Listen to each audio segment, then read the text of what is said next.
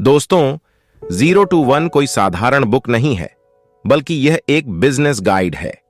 इस बुक में बिजनेस से जुड़े उन सभी पहलुओं पर बात की गई है जिनके बारे में हर वो इंसान जानना चाहता है जो बिजनेस करना चाहता है या फिर एक नया स्टार्टअप खड़ा करना चाहता है।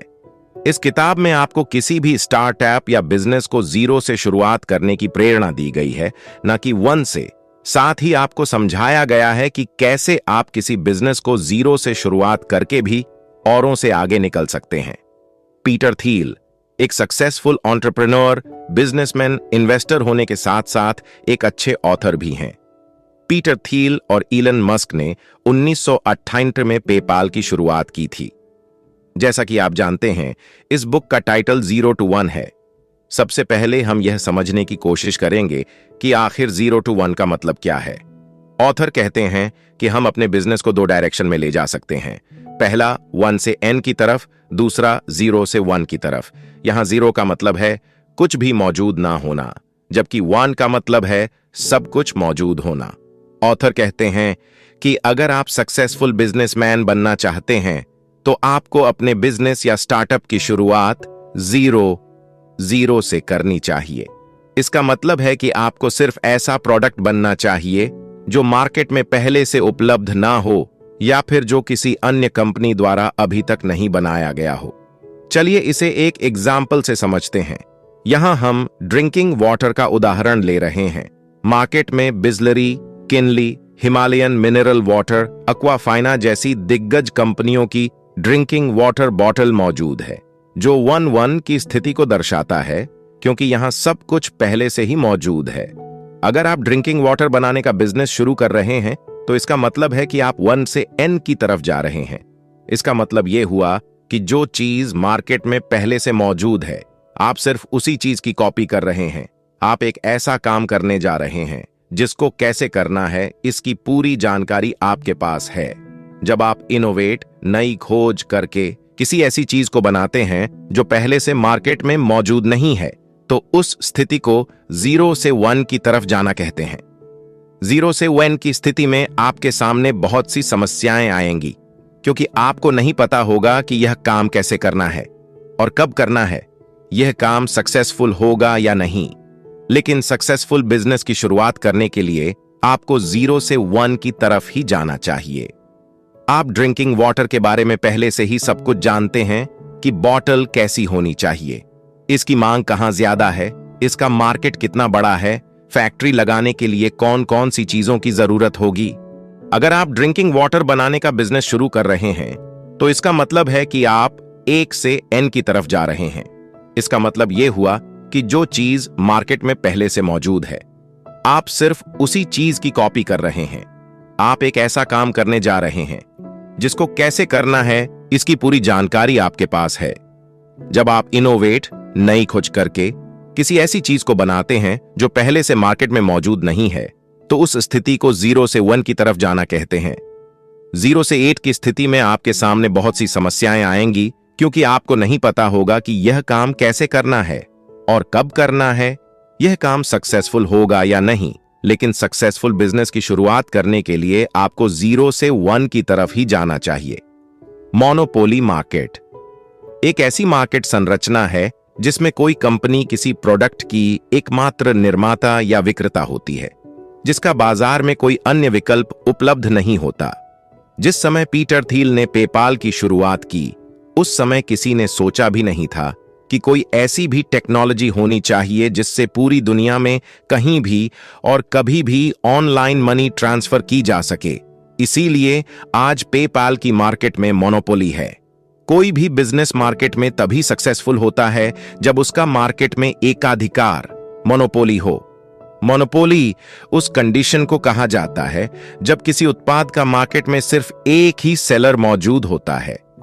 पीटर थील कहते हैं कि किसी भी बिजनेसमैन को हमेशा अपने प्रोडक्ट और कंपनी की मार्केट में मोनोपोली बनाने की कोशिश करते रहना चाहिए। अगर आप ऐसा करते हैं तो आपको उस बिजनेस में कोई हराने वाला पैदा नहीं होगा। कुछ लोग ये भी मानते हैं कि मोनोपोली गलत होती है क्योंकि इसके कारण प्रोडक्ट की कीमत बढ़ जाती है। लेकिन एक स्टार्टअप ओनर इस बात का पता होता है कि अगर उसने प्रोडक्ट की क्वालिटी बढ़ाए बिना ही उस प्रोडक्ट की कीमत बढ़ा दी तो मार्केट में कोई दूसरा स्टार्टअप ओनर पैदा हो जाएगा जिसके कारण उसे नुकसान उठाना पड़ सकता है। आईआरसीटीसी का नाम तो आपने सुना ही होगा, ये भारत में मोनोपोली का सबसे अच्छा एग्जाम्पल है। आईआरसीटीसी का मतलब होता है Indian railway catering and tourism corporation, railway खानपान एवं पर्यटन निगम। ये भारतीय रेलवे की एक सहायक प्राइवेट कंपनी है। ये भारत की एकमात्र ऐसी कंपनी है जिसके जरिए आप रेल टिकट बुक कर सकते हैं। ये कंपनी रेल टिकट बुकिंग के अलावा ऑनलाइन खानपान एवं पर्यटन का मैनेजमेंट भी करती है। क्योंकि इस फील्ड में कोई दूसरी कंपनी मौजूद नहीं, इसलिए ये हमेशा मुनाफा कमाती है और इस फील्ड में अपनी मोनोपोली बनाए हुए है। एक सक्सेसफुल स्टार्टअप में क्या विशेषताएं होती हैं? पीटर थियल कहते हैं कि किसी भी स्टार्टअप के सक्सेसफुल होने के लिए उसमें कुछ विशेषताओं का होना बहुत जरूरी है। अब सवाल उठता है कि एक सक्सेसफुल स्टार्टअप में क्या विशेषताएं होनी चाहिए। 0 to 1 बुक के इस भाग में पीटर थियल द्वारा बताई गई ऐसी ही 4 इंपॉर्टेंट विशेषताओं के बारे में बात की गई है जो आपके स्टार्टअप के लिए बहुत उपयोगी साबित होंगी। Proprietary network effect, economy of scale, branding. चलिए अब इन चारों विशेषताओं को थोड़ा विस्तार समझते हैं। 1 प्रोप्राइटरी संपदा। अगर आपके प्रोडक्ट पर आपका पूर्ण अधिकार है, यानी कि इसके ट्रेडमार्क ऑफ कॉपीराइट जैसे सभी अधिकार आपके पास हैं, तो इसी को प्रोप्राइटरी कहा जाता है। अगर आपके बिजनेस या स्टार्टअप में प्रोप्राइटरी की विशेषता शामिल होगी तो कोई भी अन्य कंपनी आपके प्रोडक्ट की कॉपी नहीं कर पाएगी और आपके स्टार्टअप की हमेशा ग्रोथ होती रहेगी। आपको पता होना चाहिए कि आप किसी भी बड़ी कंपनी के प्रोडक्ट को बिना उस कंपनी की अनुमति के कॉपी नहीं कर सकते। यदि आप ऐसा करते हैं तो आपके खिलाफ कानूनी कार्यवाही भी की जा सकती है। यहाँ सबसे ध्यान देने वाली बात यह है कि आप जिस भी उत्पाद का उत्पादन करते हैं आपको उसका पेटेंट जरूर करा लेना चाहिए। बाकी ये प्रोडक्ट पर भी डिपेंड करता है कि आपको पेटेंट मिलेगा या कॉपीराइट। अगर आपका प्रोडक्ट बहुत अच्छा होगा तो उसे बेचने में कोई परेशानी नहीं होगी। 2 नेटवर्क इफेक्ट, नेटवर्क प्रभाव। आपको हमेशा अपने प्रोडक्ट पर काम करना चाहिए ताकि आप एक विशाल नेटवर्क तैयार कर सकें। जिस तरह कार निर्माता कंपनी मारुति सुजुकी ने देश के 1779 से भी ज्यादा शहरों में अपने 30 और स्टोर फॉर सर्विस सेंटर्स बनाकर विशाल नेटवर्क तैयार किया है, जिसकी बदौलत मारुति सुजुकी आज भारत की लार्जेस्ट कार निर्माता कंपनी बन गई है। 3 इकोनॉमी ऑफ स्केल। पीटर थियल कहते हैं कि किसी भी स्टार्टअप को शुरू करने से पहले आपको ये बात ध्यान में रखनी चाहिए कि आपको अपने प्रोडक्ट की क्वालिटी बहुत अच्छी बनानी होगी ताकि बाद में उसे स्केल करके बढ़ाया जा सके। जैसे पतंजलि, उबर, ओला आदि कंपनियों ने किया है। ये सारे स्टार्टअप पहले छोटे से स्केल से शुरू हुए थे और आज पूरी दुनिया में कमाल कर रहे हैं। 4 ब्रांडिंग। उत्पादकों द्वारा अपने उत्पाद प्रोडक्ट की पहचान के लिए जिस चिन्ह का प्रयोग किया जाता है उसे ब्रांड कहते हैं और इस प्रक्रिया को ब्रांडिंग कहा जाता है। प्रोडक्ट का नाम या उसकी पहचान कराने वाला कोई शब्द, अक्षर, प्रतीक, डिजाइन तथा चिन्ह उस प्रोडक्ट का ब्रांड हो सकता है। पीटर थियल कहते हैं कि बिजनेस की ब्रांडिंग करना बहुत जरूरी है। मार्केट में आपने देखा होगा कि कुछ प्रोडक्ट अपनी ब्रांड वैल्यू के कारण ही बहुत ज्यादा डिमांड में रहते हैं। ज्यादातर लोग वही ब्रांड खरीदना पसंद करते हैं जो उनकी पर्सनैलिटी और रेपुटेशन के हिसाब से फिट होता है। ऐसे ब्रांड के लिए वो ज्यादा कीमत चुकाने को भी तैयार रहते हैं। वह उस ब्रांड के लॉयल कस्टमर बन जाते हैं। आपने बहुत सी ब्रांड्स के प्रोडक्ट खरीदते होंगे, जैसे Apple, Adidas, Samsung, Amazon, Rolls Royce, Walmart, Coca Cola आदि। लेकिन क्या आपने कभी सोचा है कि कोई प्रोडक्ट ब्रांड कैसे बनता है? जब किसी प्रोडक्ट की क्वालिटी मार्केट में मौजूद उस श्रेणी के अन्य प्रोडक्ट्स के मुकाबले बहुत अच्छी होती है। क्वालिटी को अच्छा बनाने के लिए कंपनी को ज्यादा इन्वेस्टमेंट और एफर्ट्स लगाना पड़ता है। इसके कारण प्रोडक्ट की कीमत भी ज्यादा हो जाती है। लेकिन लोग उस प्रोडक्ट को ज्यादा कीमत पर भी खरीदने के लिए तैयार रहते हैं क्योंकि अब ये प्रोडक्ट एक ब्रांड बन चुका है। How to start a business successfully. व्यवसाय को सफलतापूर्वक कैसे शुरू करें? ऑथर कहते हैं कि अगर आपके दिमाग में कोई यूनिक आइडिया है और आप अपना खुद का बिजनेस, स्टार्टअप या फिर कोई कंपनी शुरू करना चाहते हैं तो आपको यह स्टेप्स फॉलो करने चाहिए।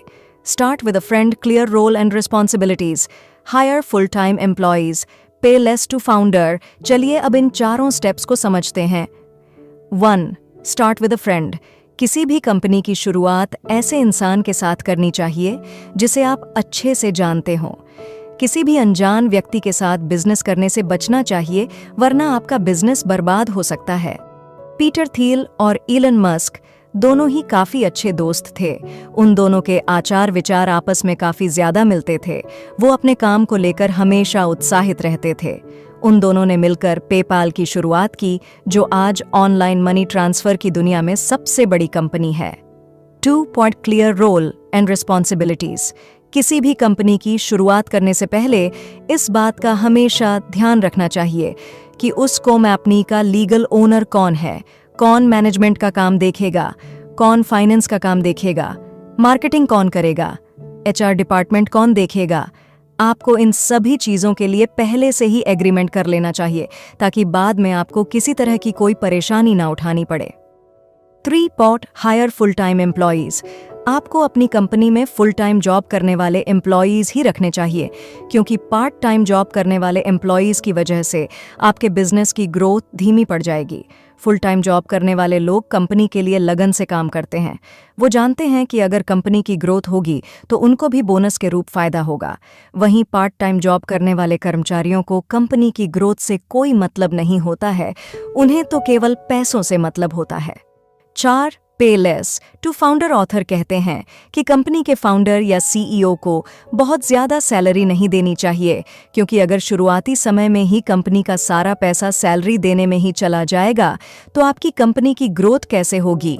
मार्केटिंग क्या है? प्रोडक्ट बनाने के बाद बारी आती है मार्केटिंग की। मार्केटिंग का मतलब है प्रोडक्ट को बाजार में बेचने का सही तरीका। मार्केटिंग कई तरह से की जाती है, जैसे personal marketing, complex marketing, viral marketing, advertisement. चलिए एक एक करके इन सभी के बारे में समझते हैं। 1 पर्सनल मार्केटिंग। पर्सनल मार्केटिंग का मतलब है जहां कंपनी का सेल्समैन किसी संभावित ग्राहक की तलाश करता है और फिर उसे अपना सामान बेचता है। ये बिल्कुल उसी तरह है जैसे किसी इंश्योरेंस कंपनी का एजेंट किसी व्यक्ति को इंश्योरेंस पॉलिसी बेचता है। 2 कॉम्प्लेक्स मार्केटिंग। अगर आपकी कंपनी ऐसे प्रोडक्ट बनाती है जिनकी कीमत लाखों या करोड़ों में हो, या मान लो आपको कोई बहुत बड़ा ऑर्डर मिलने वाला है, तो इस स्थिति में आपको सीधे ही अपने क्लाइंट से बात करनी होगी। ऐसी मार्केटिंग को ही कॉम्प्लेक्स मार्केटिंग कहते हैं। 3 वायरल मार्केटिंग। वायरल मार्केटिंग वह है जो मैसेजेस के माध्यम से एक ब्रांड या प्रोडक्ट में रुचि पैदा कराने और संभावित बिक्री कराने में सक्षम है।